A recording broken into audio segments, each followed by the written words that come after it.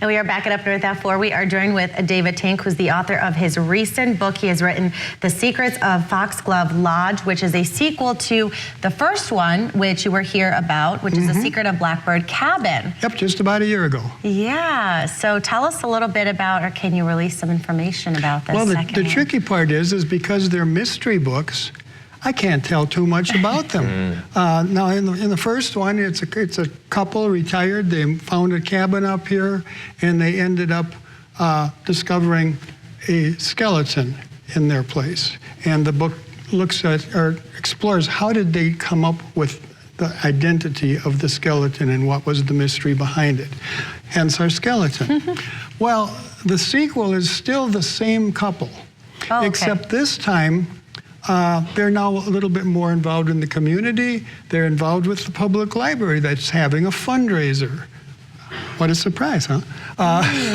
And they the group from the library decides they're going to have a murder mystery dinner, and they decide to have it at an old resort, one of the old resorts that's still around here.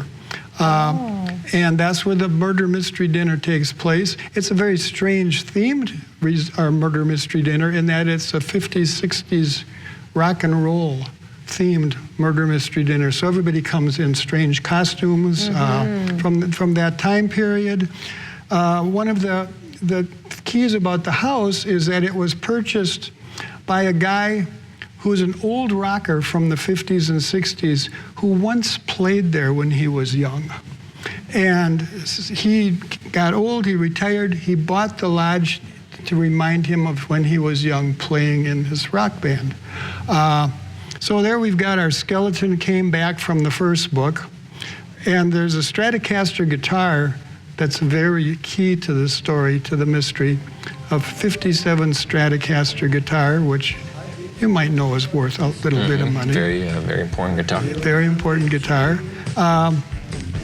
And the first thing is to figure out the mystery of the murder mystery dinner, except it doesn't quite go as planned. And more things happen that weren't supposed to happen.